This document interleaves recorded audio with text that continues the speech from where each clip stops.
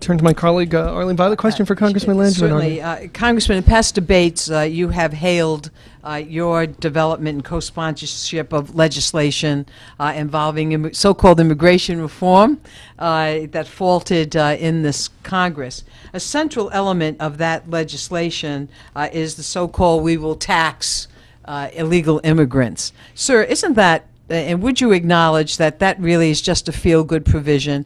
The fact of the matter is there's no provisions for immunity in that bill. If employers actually gave the real account of what they paid illegal immigrants, they could be prosecuted for failure for SS taxes, TDI, workers' comp, etc. So there's no way they're going to volunteer to be criminally prosecuted. On the other hand, you're totally at the mercy of the illegal immigrant to tell you what, in fact, he earned. So are you willing to acknowledge that that particular provision is unenforceable? And if you're not, how would it possibly be enforced?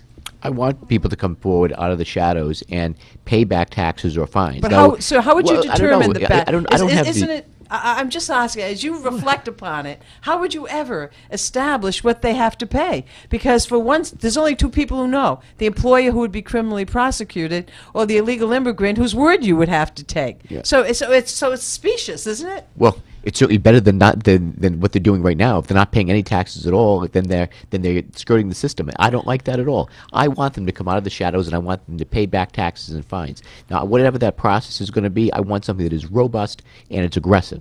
But what I won't do, by the way, is allow just for us to continue, denying that we have 12 million people here that came into the country illegally. We need to have comprehensive immigration reform. We need to make sure that we have tough border security. And we make sure that, first of all, I do not support any mechanism that is going to just give someone automatic citizenship or amnesty. But we have to create a process by which people are going to come out of the shadows and they will pay their back taxes and fines. Mark Carey.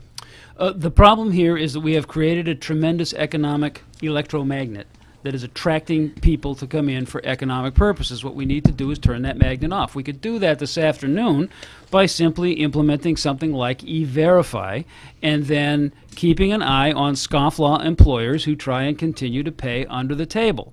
We would very shortly find that there'd be kind of a labor shortage. And what we would have to do is create some sort of a guest worker program that would allow people to come in, be registered, so that we could follow them, so that we could tax them, so that they would be covered by Workman's Comp and OSHA.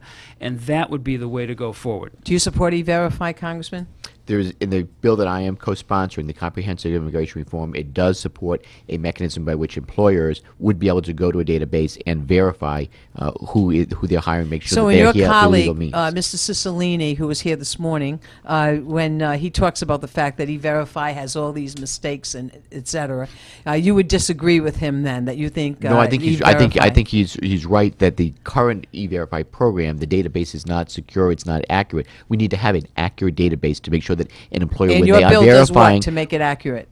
It makes sure that we have a process by which an employer can go to a database and verify that who they're hiring is here legally. But what's the mechanism, sir? Well, whether it's E-Verify or some other mechanism, I support employers being able to verify who they're hiring. Okay, we're going to turn to my colleague Jim Hummel. Jim, question for Mark Sicaria, please. Mrs. Sicaria, last night during the first congressional debate, your counterpart, John Laughlin on the Republican side, basically said not only is the jury not out on global warming, that it's brought a verdict back and said that basically it's a crock.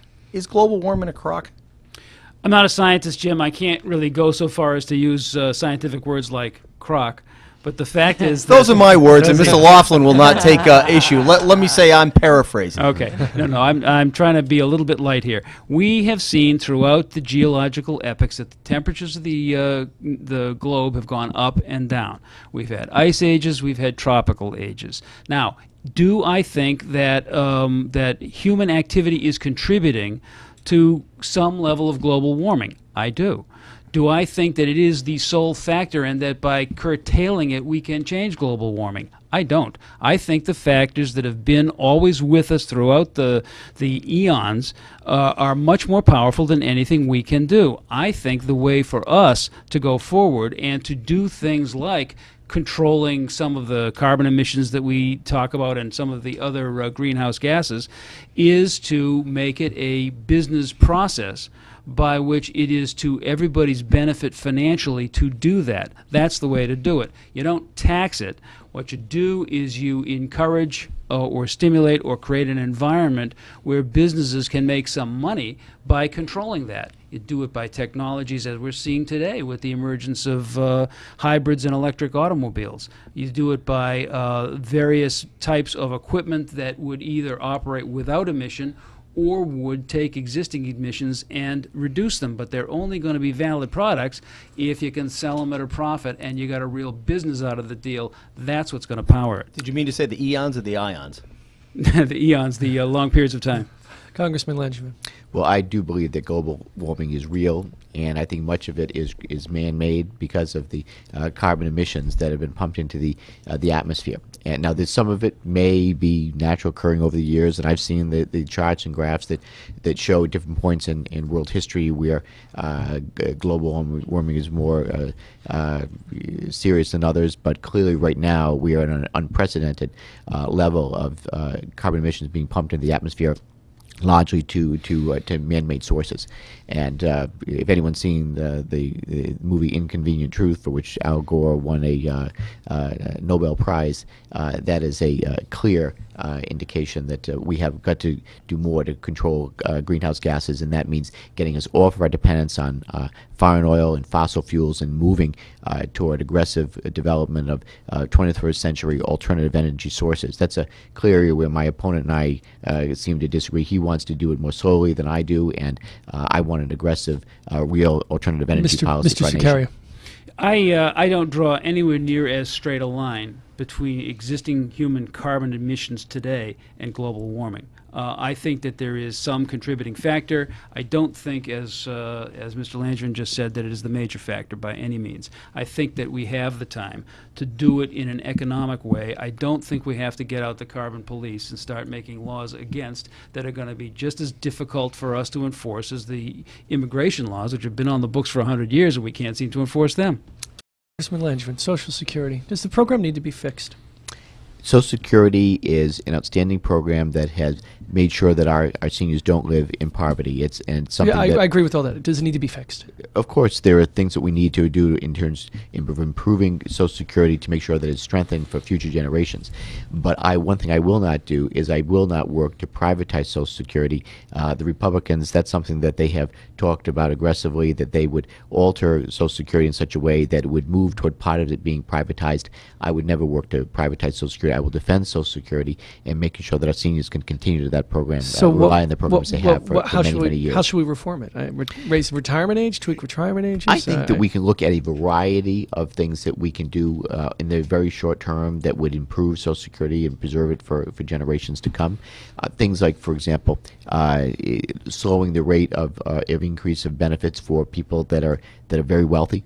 I also think that we can, for example, increase the ceiling at which we stop taking out Social Security taxes. I think it's about, the cap right now is at about $106,000. If we could increase that, for example, to $250,000, where we would continue to take out Social Security taxes. But again, there have to be a variety of options on the table. We need to come together in a bipartisan way to fix these and improve the way Social Security currently works. But one thing I will not do is privatize it. My opponent, on the other hand, has talked about elements of Social Security that he would like to privatize, and I disagree with that. Mark Scaria? Well, listen, we have a system that is a promise to the retired people of the United States. That promise itself has to be kept. The mechanism by which that promise has always been kept is one that may not be sustainable over the long term. If you think back, every 10 or 12 years, as far as back as I can remember, there's been some kind of a tweak necessary to Social Security because it's running out. I think that if you take a look at the population that has enough time left to be able to respond to new conditions and find people at that age that can finish out their career using some other mechanism to achieve that same promise, we can take the people who are on Social Security today and keep that promise to them and set up an entirely new and better one that is sustainable for the others. So that's code word for he wants to privatize parts of Social Security, and I would disagree with that. Anything that's going to take money out of the system or divert it away from our current Social Security system is weakening the program of Social Security, and I'm going to fight hard for our seniors to make sure that we preserve it. Well, let me just finish up. Privatize. I mean, do you support? I think that at some point along the line, we have to move from a defined benefit program to a defined contribution program.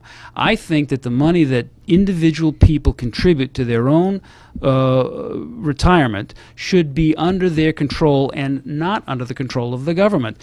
Mr. Langevin seems to say that privatizing it, giving people control over their own assets, is somehow a bad thing, that only the government can do it. There isn't a nickel in the current Social Security Trust Fund because it's all government bonds. I'm going to stop it right here. Move on. Arlene Violet, question for Mr. Zakaria, please. The Republicans in Congress trot out the Defense of Marriage Act. As you know, I'd like to ask you whether you support that. And also, by inference, its very definition, of course, is to eschew having gay marriage. In light of developments where we see gay people, in last 4 instances, Rutgers committing suicide right here, Johnson and Wales, etc. If you support this act, do you have any concerns that its message denigrates people who have a sexual orientation that is gay? I do have that concern. I mean, gay rights are civil rights. I expect that all Americans should be given and accorded the same respect that I am when I walk down the street. The part of the Defense of Marriage Act that is good is the acknowledgement that for 300 years of American jurisprudence, the definition of marriage has been a state issue. And it clearly, by allowing the states to be relieved from what would otherwise be their treaty obligations to recognize marriages in other states, lets each of the individual states decide. Yeah, but sir, you either have a civil right or you don't, and that's not something that a state ought to be vetoing. I guess my question to you is, it was the law of the land that a black person couldn't marry a white person. There were certain states that made it legal to have slaves. So at some point, there has to be some sort of consensus in the United States of America as to what is right or what is wrong. So isn't that a cop-out to say that it's a states' rights issue? I can see what you'd think that.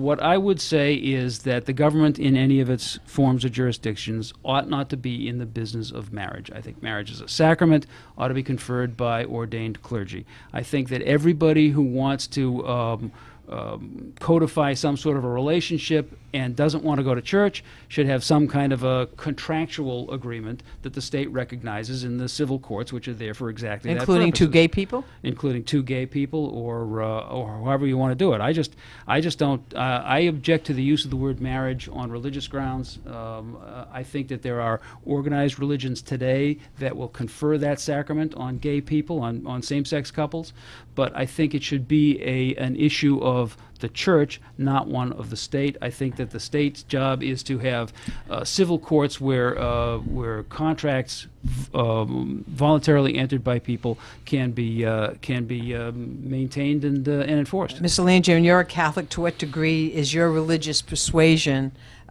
such that you feel that you have a right to use your religion and its tenets as the fulcrum for public policy? Well, my faith has been important to me in some of the darkest times in my life, and it guides me certainly in my personal life. But as an elected official, as a United States congressman, I am primarily guided by the Constitution and the decisions that I make. I represent people of many different faiths and some people who don't have any faith at all, and I have to respect people's views on a variety of different subjects and issues, and so when it comes to making public policy issues, when I cast my vote, it's always based in the Defense of Marriage Act in Constitution. particular, and/or gay marriage. Your position is? I have a long-standing record of supporting gay rights issues, whether it's the gay rights legislation that I supported when I was in the legislature, or how about the M word, sir? legislation. Marriage. I believe that gay people that are gay and lesbian that enter into a relationship should have equal protections under the law, and I believe that I've always believed that the best way to pursue that and have the broadest base of support for equal rights is through civil union.